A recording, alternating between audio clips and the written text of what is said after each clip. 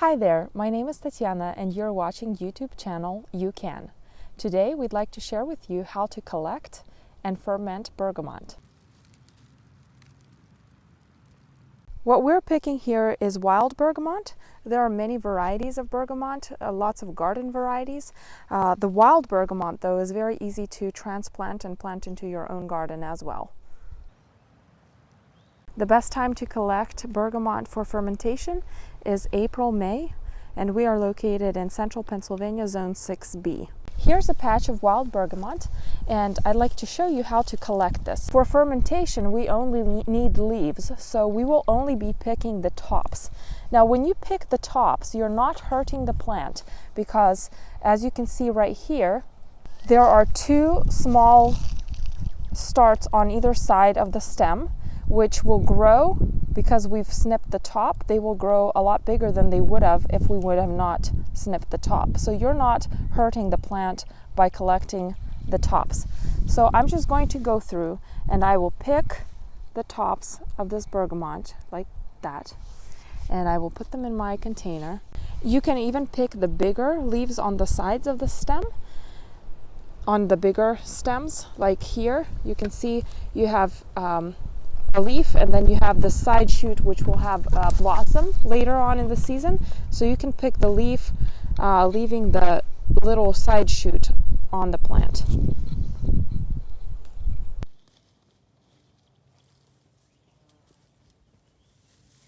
So now we have collected enough of bergamot. It's time to go and start processing it for fermentation. Come along.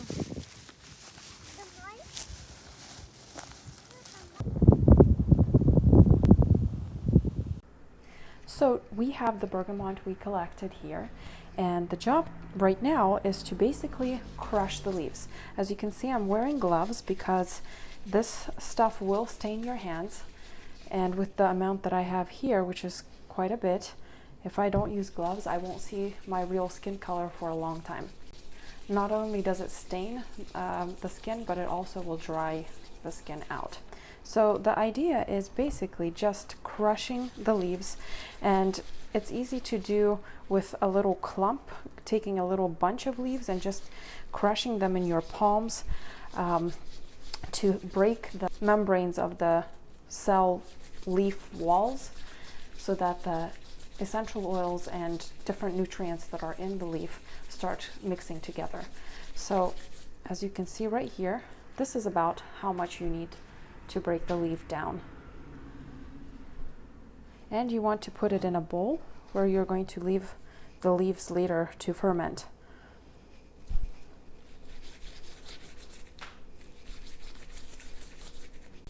So the aroma in here right now is absolutely splendid.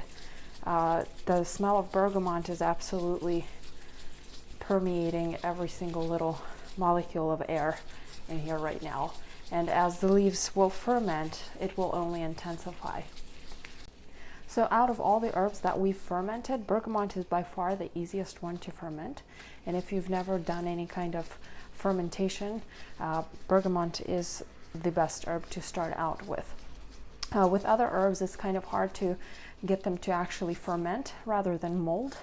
But bergamot seems to be resistant to molding, and it ferments beautifully.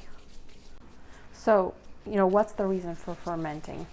First of all, fermented bergamot has a much more intense flavor and a smell.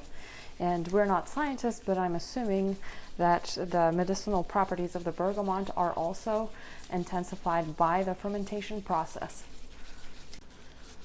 So we'll do a little experiment. We will set aside a little bunch of leaves of bergamot that's not been crushed and not fermented, and after they're dried, we will make a tea out of them and make a tea out of the leaves that have been fermented and then dried. And we'll show you how different the tea looks and share how different the taste is. All right, so here we have the crushed leaves. And by the way, if you don't use gloves, this is how your hands will look. So if you don't want your hands to look weird, wear gloves. Anyway, so in order to before we set this off so it ferments, we need to mix the leaves and break up these bunches a little bit, because it is the oxygen reacting with the elements in the bergamot that starts this fermentation process. So I'll just mix it a little bit here, breaking up the little clumps. And too bad that smells cannot be recorded because the aroma in here is absolutely heavenly. Bergamot has a slightly minty smell with maybe a little bit hint of oregano, but there's definitely a mint to it because you can feel it on your eyes. So once I have that broken up, I will level the leaves out so they're more or less even throughout the bowl. And I have a wet towel here. It doesn't matter whether you make it wet with hot or cold water, but I will cover the bowl with this wet towel because I want to keep the moisture in the bowl. If I just cover with a dry towel, which I do cover with a dry towel over top of the wet one, but if I cover just with a dry towel, the top layer of the leaves will evaporate as the moisture gets sucked up into the towel. So that's how I'm going to leave this here for a while. Now, how long should you ferment the leaves? With bergamot, you can ferment between 2 hours and 24 hours. So the longer the fermentation process, the more intense the taste will be and the darker the color of the tea. So you have to go by your own liking, whether you like a softer flavor or a more darker flavor. That's what you gauge by with the fermentation. We let ours ferment for roughly 4 to 6 hours, maybe 8 at the most. Also, temperature plays a big role in the fermentation process. Our house is roughly 72 degrees. So I'm assuming that maybe 68 degrees is more on the cold side and it will not ferment as well. You definitely don't want to go colder than 68.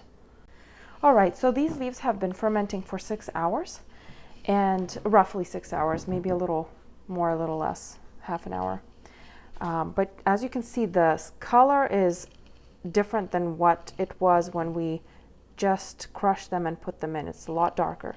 And the smell is significantly stronger. There's definitely more of the earthy tones coming out of the smell. So what I'm going to do next is take the trays out of our dehydrator, which we have an Excalibur dehydrator.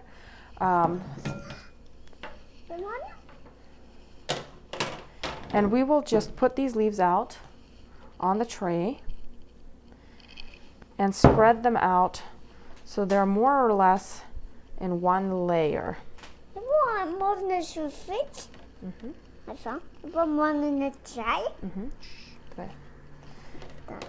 And you want to break up these bigger clumps. If some of the leaves are sticking together like this, you do want to kind of pull them apart.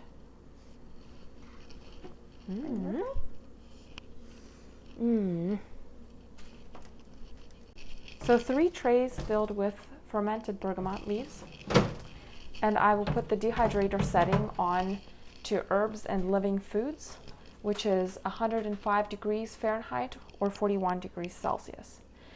You don't want to dehydrate at a higher temperature because the bergamot will lose its essential oils and loses flavor. With a dehydrator, you want to check every couple hours, and just as soon as the bergamot dries, take it out.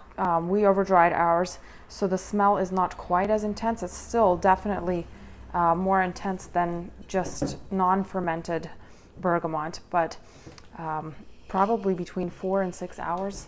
We held ours in probably 8 hours, so not a good idea. I like to use glass for storing dry herbs or anything we dry, but any container that has a lid that shuts tight will work because you want to keep the air and moisture out of the jar. That's how the herb will stay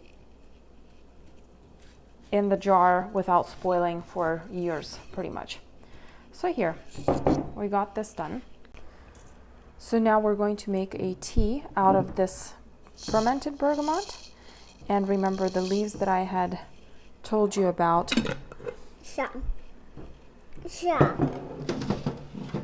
that didn't get fermented. And we will show you the difference between the two teas.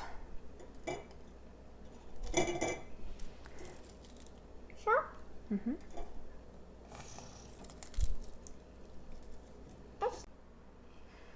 All right, so the reason that I put the herb into these tea strainers is as I pour the water in, it runs through the herb, but also when the herb is sitting in the strainer, it's held up in the upper part of the cup, so the water that gets infused with the herb falls down to the bottom of the cup because it becomes heavier, and the water that's not infused yet gets pushed up.